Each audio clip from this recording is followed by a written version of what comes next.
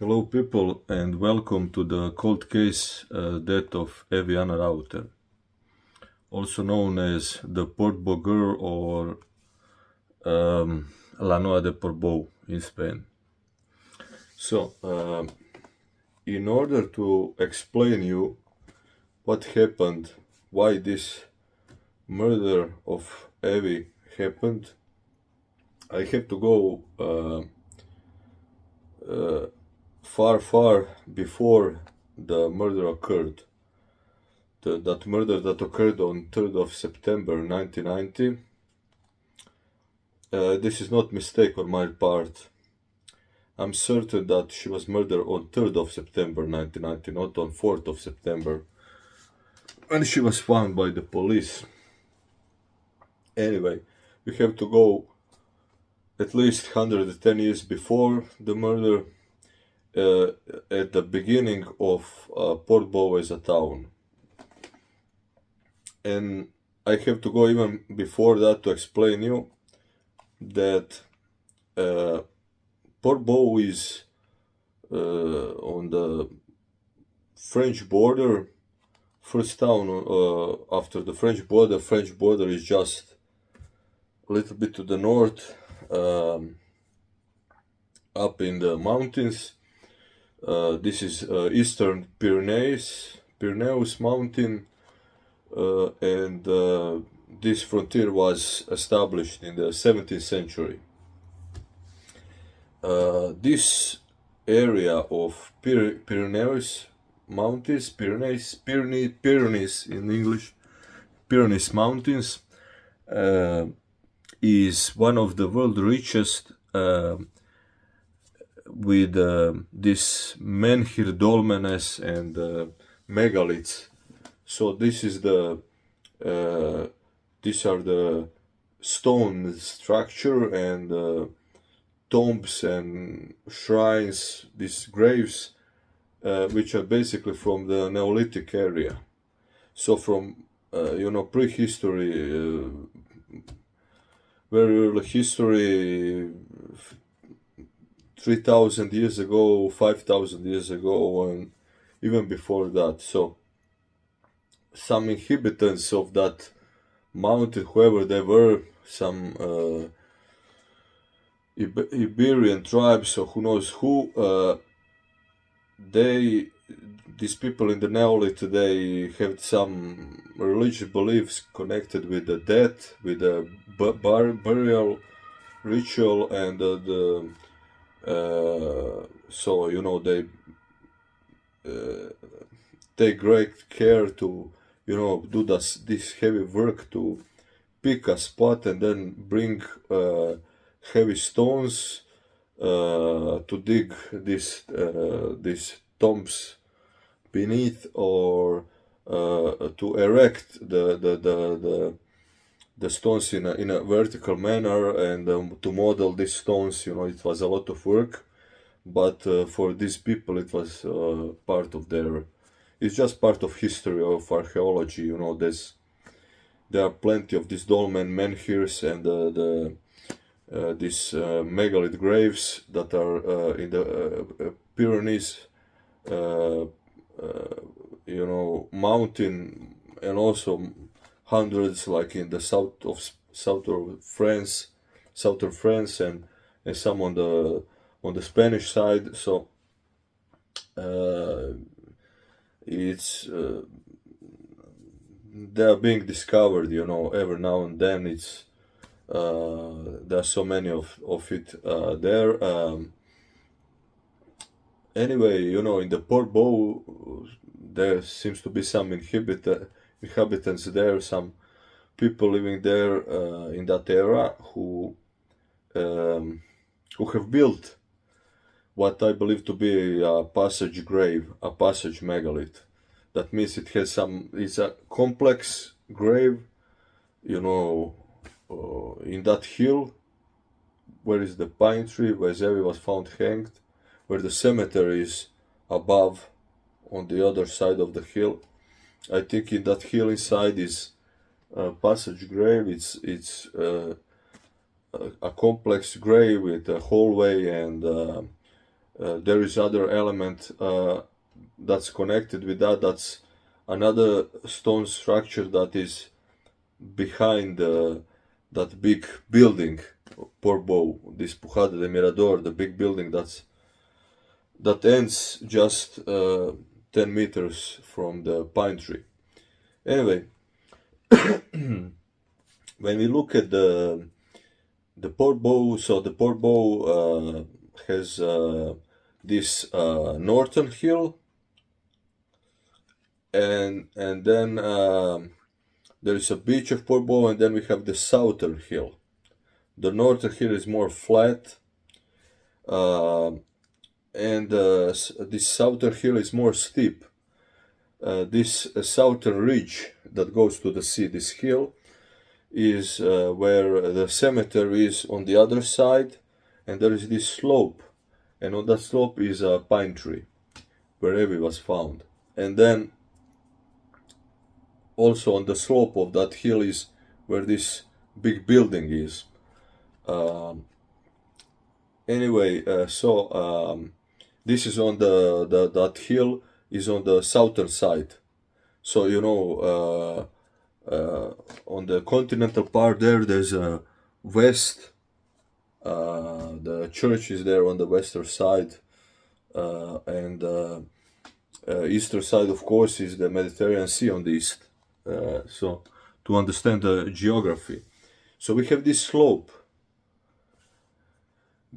where the pine tree is, and this pine tree is there only. It was planted. You can see that on the postcard with two smaller pine trees nearby. This was planted somewhere in the 70s, early 70s, basically after the building nearby was finished in 68 or 69.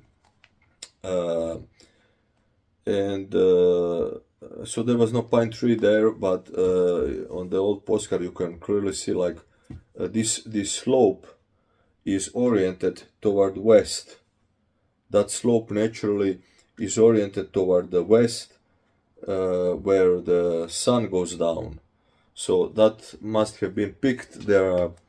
If you look at in the archaeology, if you look at some megaliths, these ancient graves of stone, these megalith graves, you can find in documentation of the archaeologists in Spain, but also other parts. There are these megaliths who are like called solar megaliths, because it was important, the location, that they are facing either the rising sun from the east, so they are oriented toward the east, or they are oriented toward west, where the sun goes down.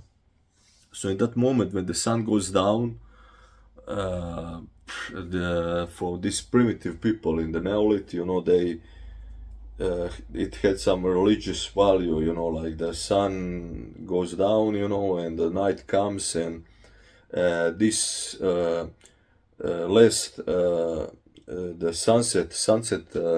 sunlight, sun rays, they are like even hitting these hallways in these passage graves, and they're illuminating some walls there. And because these complex tombs were not just just a tomb for the dead, they are also the shrines. They had some beliefs, you know, connected with the sun, with the sunset, sun up, sunrise, and the moon, and other things, you know. Nothing special about that. That's just the historical fact. And you know, near Portbou there are many dolmens and menhirs who are like documented. You know, when you go to the Portbou, this is actually what is one of main attractions. If you go up in the Pyrenees mountain, you can see some documented dolmens and menhirs there. But the one who is in Portbou,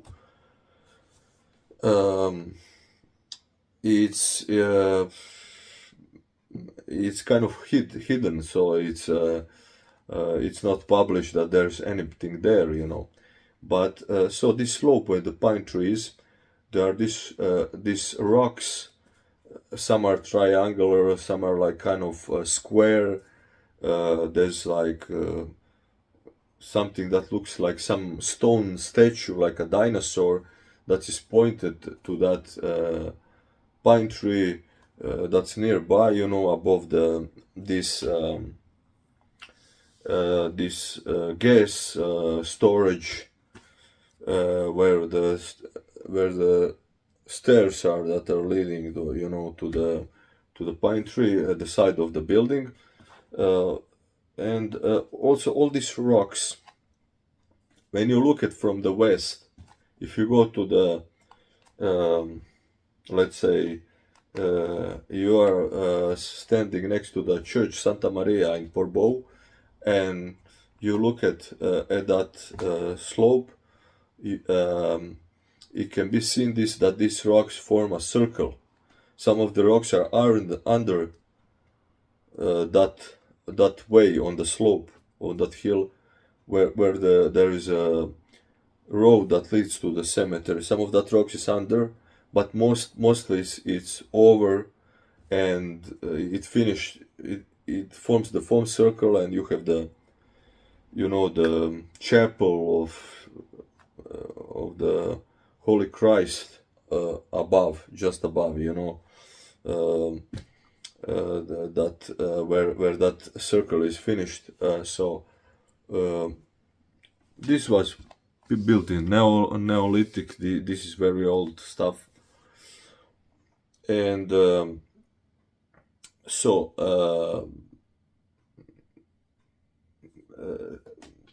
you know, the orientation of that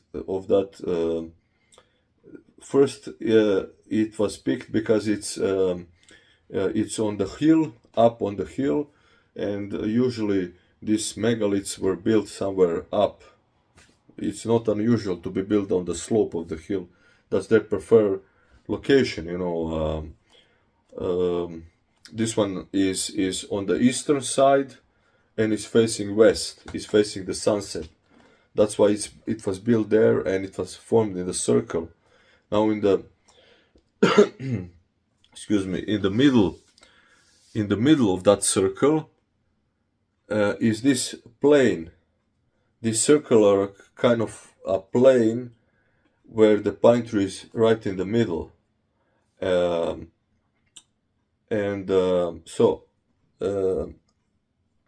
This was all built from this ancient people, and there's no evidence that it was ever given any attention in the history. The Portbou was uninhabited. It has a few fishermen when it was built. When the railway came, it just had you know, a few fishermen, a few farmers.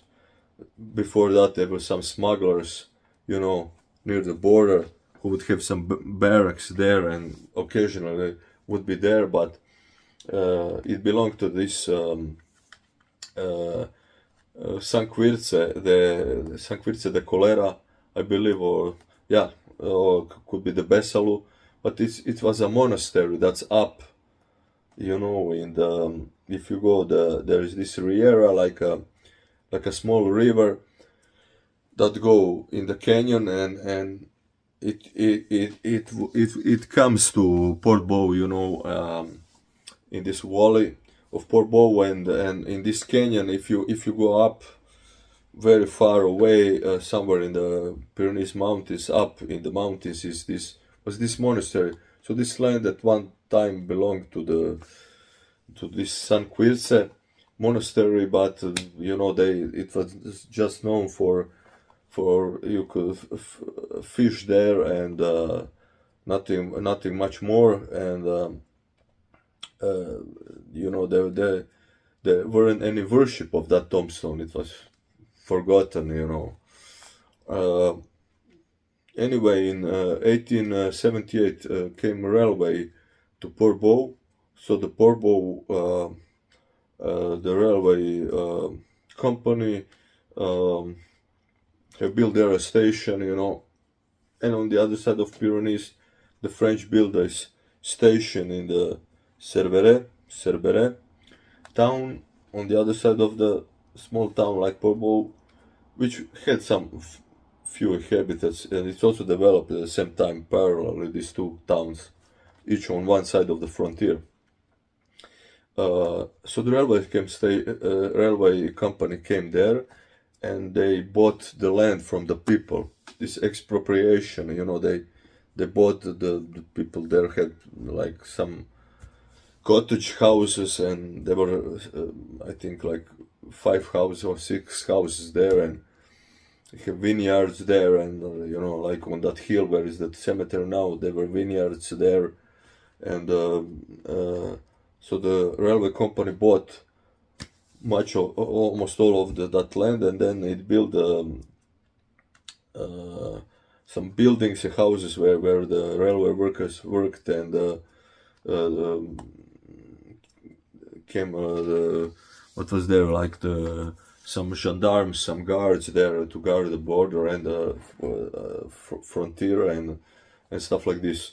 But here is when this cult of Portbou that's connected with the murder of Evi Rauter, here it's where it all begins, because the architecture of Portbou is kind of built to give big importance to that megalith, that ancient stone that is on that hill. Because when people came and started to live in the Portbou, and Portbou started to be built, immediately it was built in a way that let me explain, like the cemetery. Cemetery of Portbou was built on that atop of that slope, but going on the other side of the hill, because it could not be built on that very steep slope. So they've built the Catholic cemetery on top of that megalith, and the chapel that you see above the pine tree is also built there. Have some connection with that megalith. But the thing is,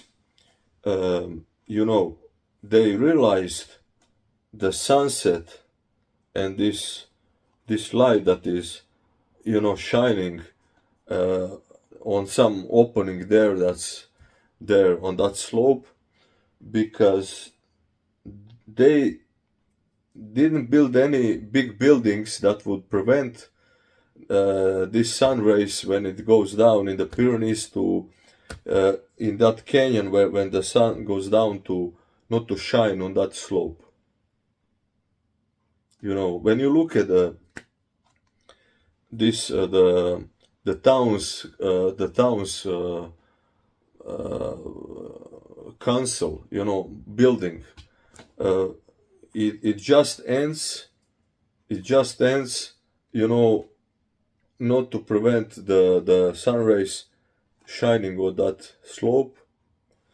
Also the building above, Pujar de Mirador, the building that is there, near the pine tree in that street up, it's also built like kind of parallel, not to obstruct this sun rays from the west hitting this eastern slope. And then you have the cathedral, the church of Portbou Santa Maria. It's on the side, it's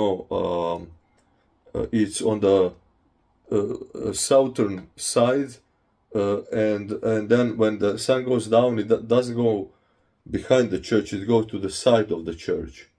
And you have also this tunnel of Riera. When you go through the tunnel, at the exit you see that slope. It's directly pointed at that megalith. So the cemetery was built in 1884, 1885, so, like 5 years after the railway came to Portbou and people start to come to Portbou, it was beginning of the town, because before that there was nothing there. Uh, they choose to build a cemetery just near this where a lot of people live, by the regulation that were enforced in Spain from the early 19th century. You should build cemetery away from the community, not as near, but they have built this cemetery, it has different levels. It was hard to build on that southern steep hill, but they wanted it to build above this megalith. It would be more logical to build it on the northern side, on that northern ridge, because this is more flat and there are not that many buildings and houses nearby, but they have built it just there, up, and they built the church, so the church and cemetery are on the side, and here is where the sunset shines on that slope. So Portbou was built with that in mind.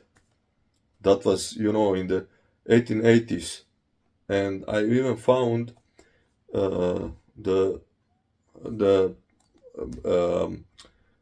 town's plan, made by this architect, Maestro de Obra.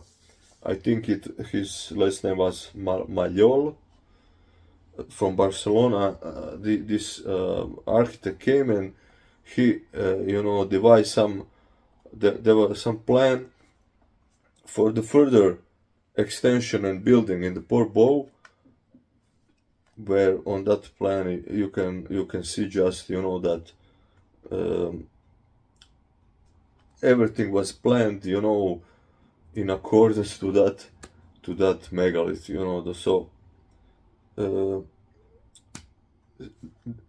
so it's like at the beginning of Portbou, the people who were in power in Portbou, who were sufficiently influential to influence how this town is built, there were people who had a deep worship of that. They must have found that megalith tomb, they must have entered it, and they got obsessed with that, and they didn't,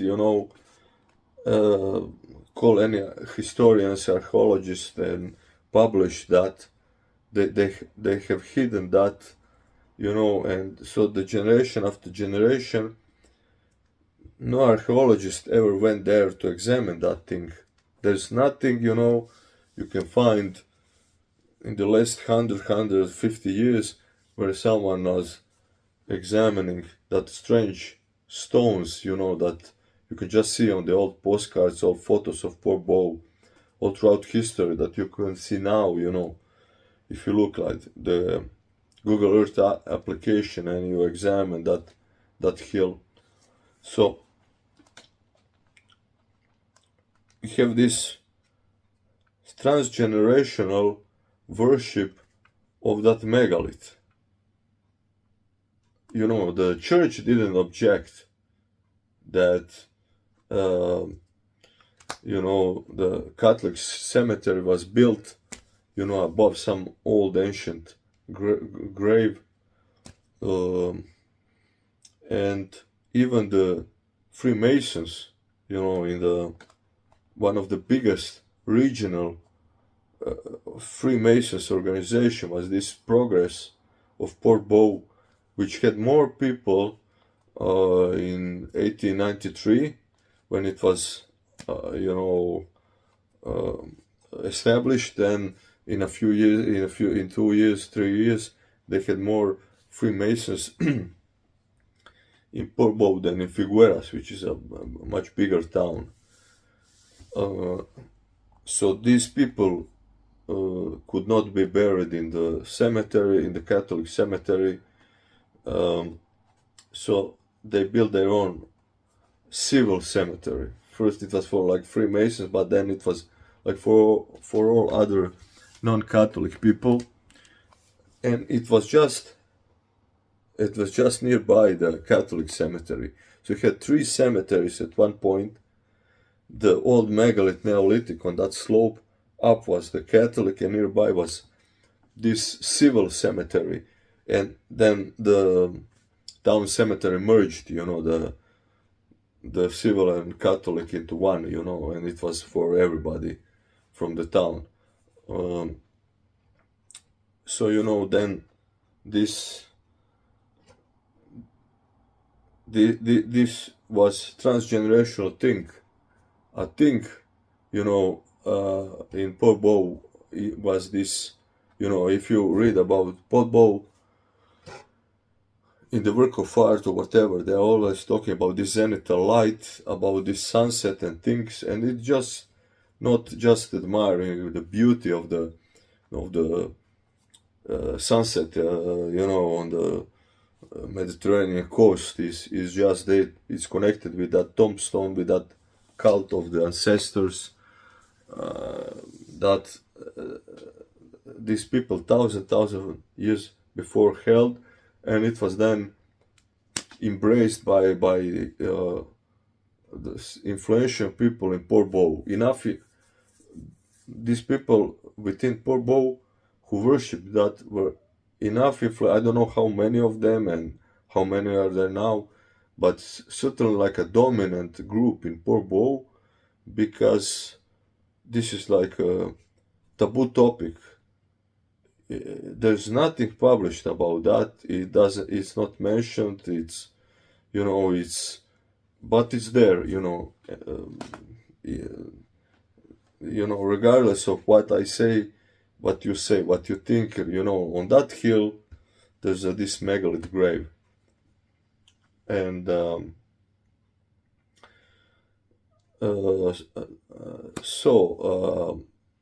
now we go to 1928. 1928 was the year when Ángeles Santos Torella, a famous lady painter from Portbou, born in Portbou,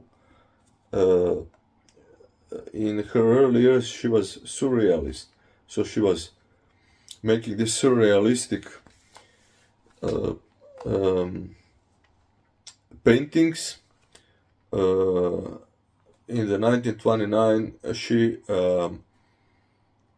published, in the this art festival held in Madrid, her painting that was called The World, El Mundo, which was 3 by 3 meters big painting that is held in the Museum of Reina Sofia in Madrid. And you can go to this gigapixel website. If you write the world of Ángeles Santos Torella on that website, gigapixel, because there is a very sharp, you can examine all details of that big picture, of that big painting. And in that painting you can see the ritual of sacrifice and of that belief that this cult of that tombstone, of that megalith, the people, this transgenerational, that was this transgenerational belief, this sect, this group of people, what they believed this megalith was all about. They have some sort of hidden mythology, and in that surrealist painting you see some of that. Like I have some broad idea what it's all about, but if you examine that, you can just see how it's connected with the murder of Evi Rauter, because on one part of the painting you have the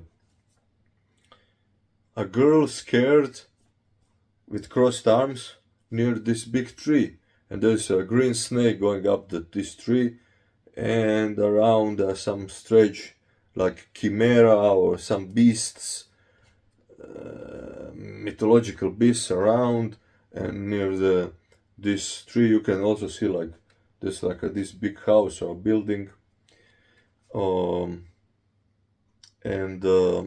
then you have on the other part of that painting, the girl is dressed in white and she's being put into the grave by three men, and bunch of people crying there, and this like column of people going into that cemetery where she's being buried.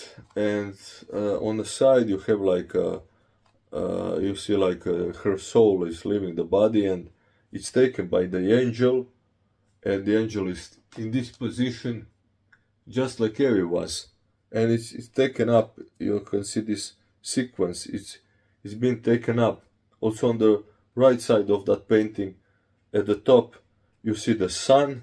This is the sun that goes on the sunset, and there's a girl like this, but in this position, hanging, you actually standing on some stairs and taking this light and taking that light down, like to light the stars. But beneath these stairs also there is a sequence of the girl, the same girl there, going down, down, down with that light of the sun. And under these stairs, this would symbolize this passage grave that's in that hill, because light is hitting inside that corridor somewhere. You have the dead girls with crossed arms. Lots of these girls, as the girl who is like in this position, like Evi was on that pine tree, exactly like this. They're dead girl, and there is blue-eyed girl with some kind of fair colored hair, light colored hair, and some strange human beings there, like this, like a bald female ladies holding the dead girls. And you can also see there's a train there going into the tunnel. This symbolizes Portbou. They are part of everyday life there, that seems normal in that painting. But you also have the red hair lady holding the girl, and she has a menacing face, and the girl is scared.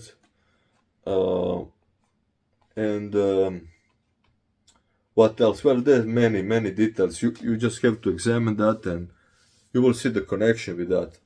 And then you have there are other paintings there, like the dead girl. A lot of her painting is this dead girl or sad girl, but in the dead girl, you see the girl with the crossed arms, like lying down. She's dead, dressed in white, and she has some light brown hair. And there are three girls above.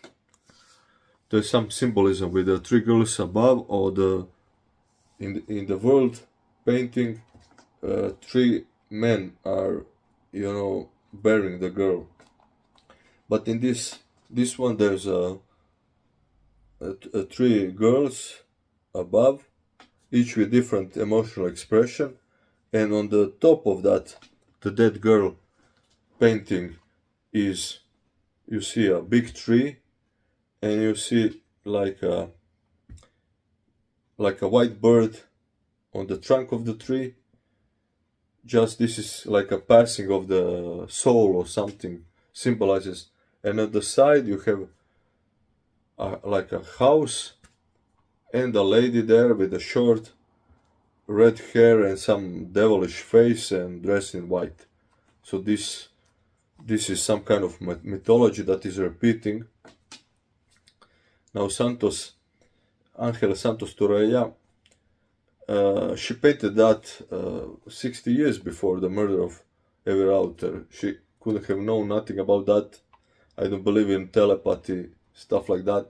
I believe she have painted something that was told about her, or she saw that in some images in Portbou, because she lived first 13 years of her life in Portbou, and then she moved away because her father was a custom officials working for the Spanish government. He came to Portbou. He lived some time in Portbou. He married a local girl from Portbou, which was from the very, wealthy and respected lady from Portbou. That was the mother of the painter. And so this lady, her father, is very famous in Portbou, and that's his name is, so it's maternal grandfather of the painter Ángel Santos Torreya, as Rafael Cardenas Torreya. He was born in the family of Freemasons, and he moved in Portbou at the start of Portbou, when the Portbou was established and as a train station and as a town. And he was one of the prominent members. He had his own company with a customs agency, and he was in the period of 20 years, most years, he worked as a mayor of Portbou, and he was one of the most prominent Freemasons members in that Masonic lodge in Portbou, this Progress Portobuense. So a Freemason, a businessman, a mayor of Portbou, he knew everybody in Portbou. He must have been in that dominant elite group in Portbou of the people who control, who have power in Portbou, and as I'm saying, those are the people who worship that megalith there on that hill.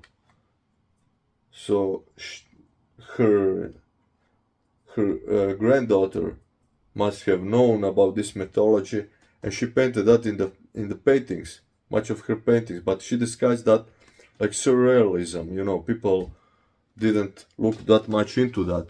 But me looking, I see the clear connection. There is like in her paintings there is this mythology, this ritual in Portbou, which is connected with the murder of Evi Rauter, is painted. And interestingly, after 2 or 3 years of this surrealized painting, of this morbid,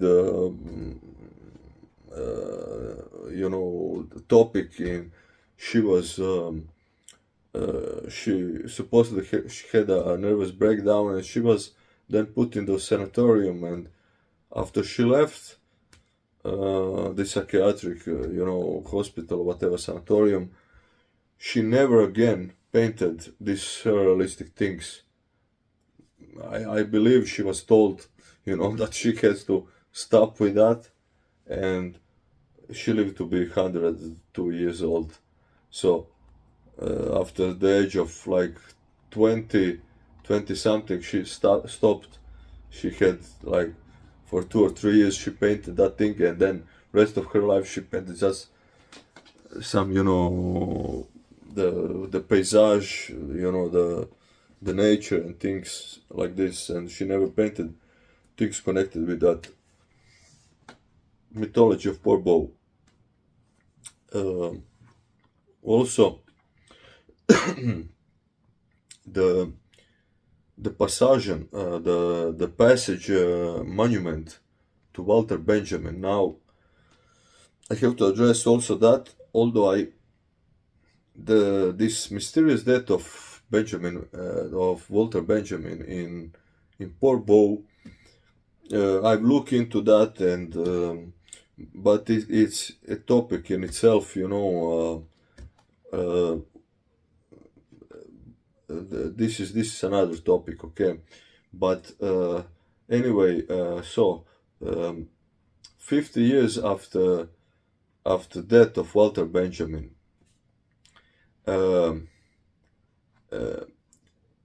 what is also interesting is like the date when he's supposed to have died in Portbou was 26th of September 1940, and this is a precise day of this autumn solar solstitium. It's some kind of like astronomical significance, uh, with connected with this sun positioning and things like this, which might have some connection with that megalith.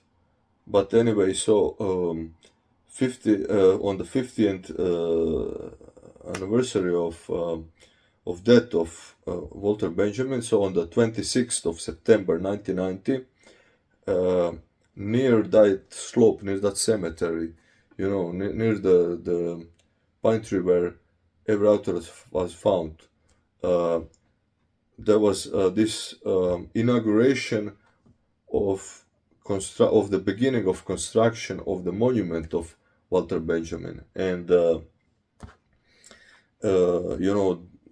came representatives of Catalonia, of Spain, of Portbou, of international people, the artists Danny Caravan who have constructed that monument.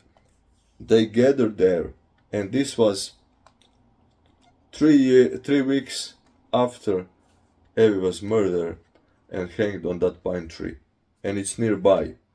Now, the monument, the stairs that go into the sea, and when you go up the stairs and when you get out, there's like this trail marked on the floor, which ends in that hilly part, and it's directly pointed at the pine tree. It's directly pointed at the pine tree. Now, construction of that monument to Walter Benjamin was on an initiative of this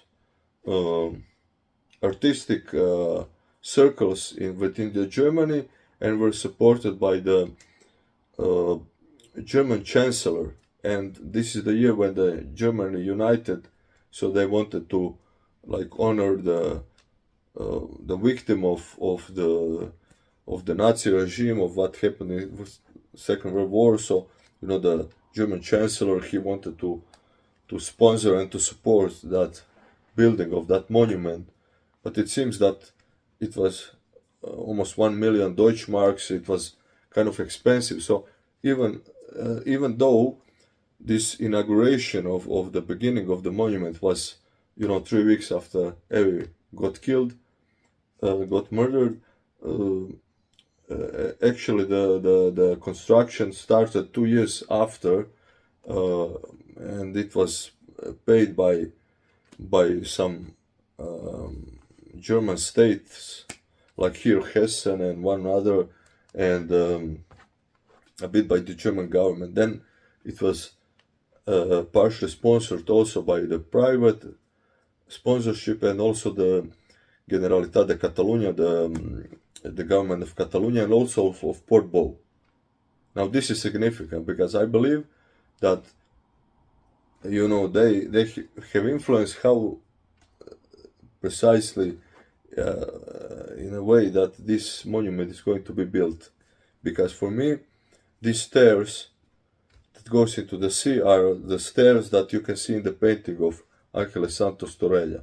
It symbolizes you go down the stairs there towards the sea as you are going into that on that hill slope, into that megalith, into that passage grave. This megalith, this Neolithic megalith graves, one type of this grave that is complex with that hallway and different things inside. It's called the passage grave, and the monument to Walter Benjamin is called the passage, the passages, supposedly on the books of Walter Benjamin. But it's too much of a coincidence, like it looks like something from that painting of that Portbou painter Angel Santos, and also it's pointing at that pine tree. The pine tree is in the middle of these stones, and this pine tree was never there until it was planted in the 70s. So, but it's this exact point is it has to do something, that I believe is that this central part of that tombstone must be, under that pine tree. It has some significance. Over there is an entrance into that passage grave, somewhere near that pine tree. There near are some square rocky like monument, some strange rocks there, and some stone triangles up there, towards the cemetery above. So these things are there, it's and when you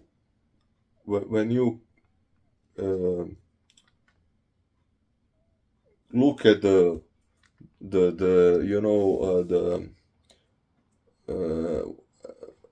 when you look at all the elements of this murder of Evi Rauter, there is a physical resemblance, a kind of certainly of Evi and the girl that is painted in that painting of Angel Santos. There is this disposition of the head. When you look at the photo that were filmed from the people of Portbou of the Evi hanging on that tree, there are 3 of them published, 2 from nearby, from the right side of Evi with the building in the background, and there's one from the back when she was covered by this bed sheet, which also had some symbolic significance. And the way she was so symmetrically hanged with the head looking up, in these photographs, they were supposedly filmed by Alex Iglesias and Carla Sarijo, which I don't believe, for the simple reason is that the people who organized the murder of Evi Rauter, they wouldn't make the same people who participate in this murder who make these photos to kind of have these photos of that ritual to be the same people who claimed that on the next morning they took that photos. You can what I've also explained in other videos, she was hanged there on that pine tree on the 3rd of September, somewhere around sunset. You can see that it's clearly sunset in Portbou. What's even more horrible is it's end of the day, but it's still light. It can still be visible. There are people in the town. How come nobody saw that? I mean, there must have dozens of people who saw that happened, and also all these people watching the famous photo of Evi with the bed sheet and the two from the right side, the light, the sky, and the things. People who live in Portbou, they must know that this is not the morning. This is the sunset. You know, this is evening. This is just before sun goes down. Um, so then the body disappeared. The body of Evi disappeared because also why they called her the girl of Portbou, La Noia de Portbou. They have some explanation that the police, Guardia Civil gave it, or the people from Portbou saw her how she was beautiful and she had this bed sheet. She looked like she was a bride, so they called her. This is actually means La Noia de Portbou, the bride of Portbou, but actually it's like has this mythological meaning connected with that ritual, you know. And I believe that they think that also her body belongs to Portbou, and so they robbed the body from the cemetery of Figueras, and they probably have deposited her body into that passage grave that's on that slope of that hill.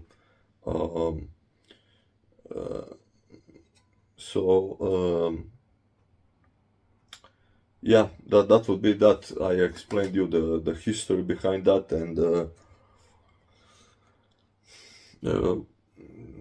you know, check that. I'm always saying check that location. You know,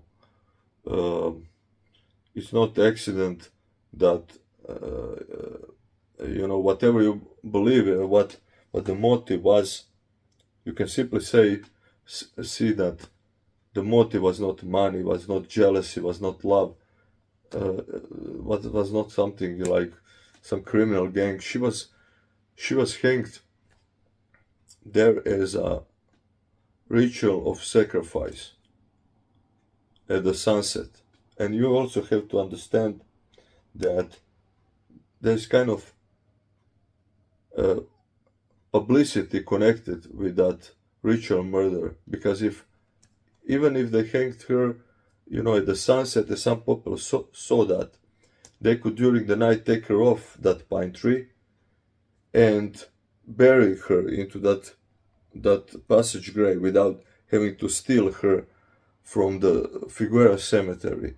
But they wanted to leave her, they wanted to make it public, they wanted the whole of the town to see that in the morning, to look it for hours there as she hanged in that pine tree, for all people to talk about it. You know, they make it very, very public, you know, because it's otherwise they could, you know, wait the last light, you know, of the sunset and hanging that last moment. It's already you know, a dark twilight, you know, the night is coming, and then during the night just get rid of the body, hide the body, and you would never heard of Evi Rauter, you know, of that case of the girl of Portbou, because it's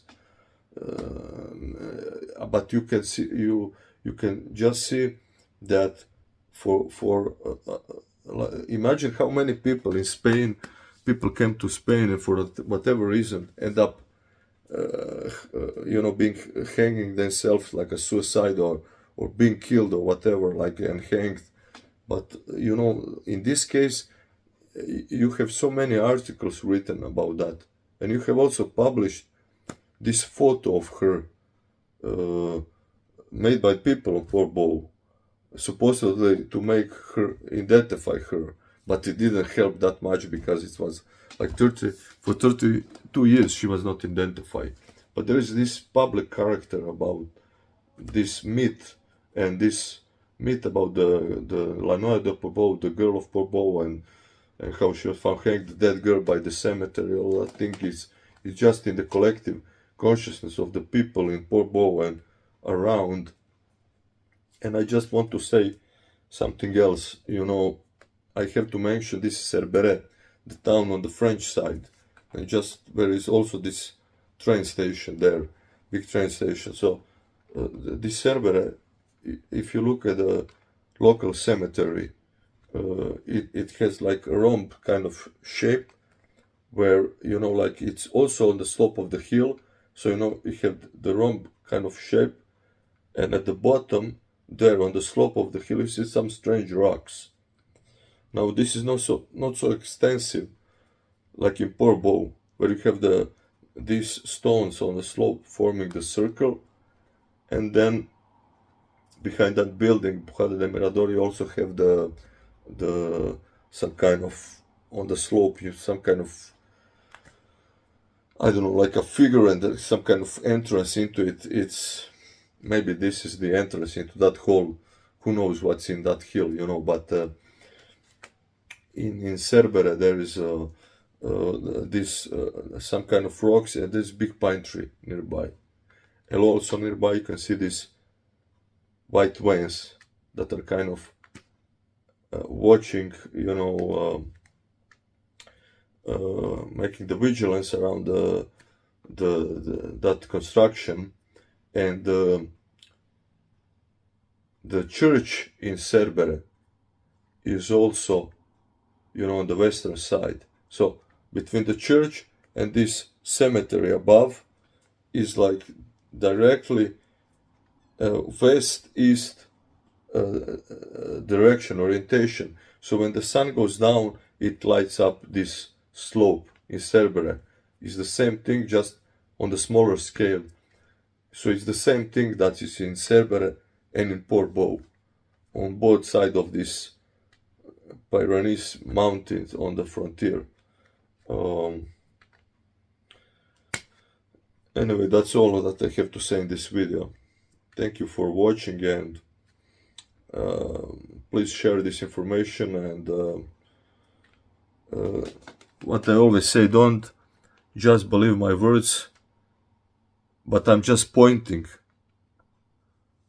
what I believe is true, what the evidence are indicating. So check it out for yourself. If you don't believe me, just listen to me with the open mind, and then check it if I'm making stuff up or this stuff is there. You know, think about it. Justice for Evi Rauter. See you in the next video.